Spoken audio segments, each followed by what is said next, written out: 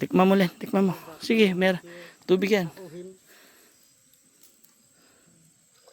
Oh. Tamis. Ha? Tamis. Matamis? Ba't matamis? Tikman mo, Patrick. Oo. Siyempre galing sa buho, kaya lasang buho. Naman, ikaw naman. Kaya nga naman. Hindi naman galing. Hindi naman galing sa ano yan.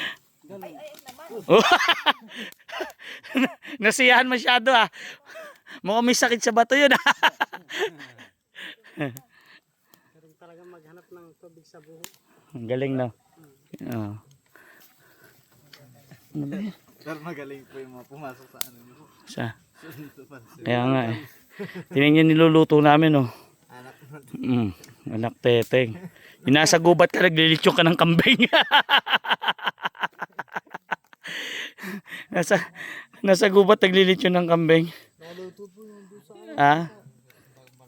luto na dito sa Baka hindi kayo maniwalang kambing yan. Totoong kambing yan. Oh, meron lang butas yung kambing.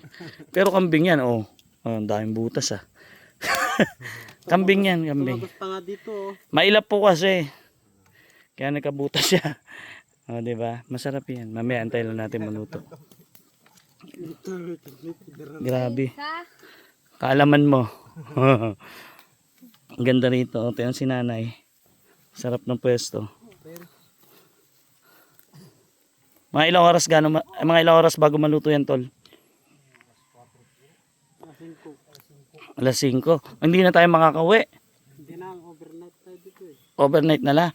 Ay wala na nanay, dito ka na matulog. Baka ayaw nyo maniwala na may tubig sa buho. Totoo po may tubig sa buho. Yung iba kasi akala nila ano lang, joke lang. Hindi po. Ang dahilan po ba't nagkakatubig ang buho? Dahil po yan may nagkakabutas. Ano may gawa nito? Yung mga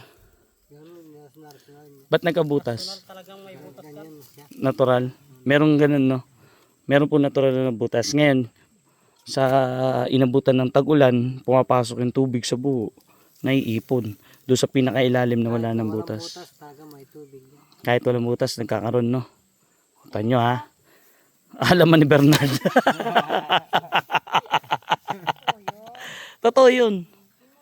Yung iba kasi, ginagawan joke. Yung buho, nilalagyan nila ng soft drinks, mga kung ano-ano, ng tubig, ganun, tapos papakita nila. Pero totoo talaga yon. Hindi lang siguro yung iba, hindi lang nila alam kung paano maghanap. Kasi syempre pag nakatayo yan, mahirap hanapin talaga. Ha? Ang dami po niyan. Dami niyan. Gaganyan din mo ba? Abangan nyo po yung pagkaluto na ito mamaya. Ang sarap niyan. Dito namin kakainin yan.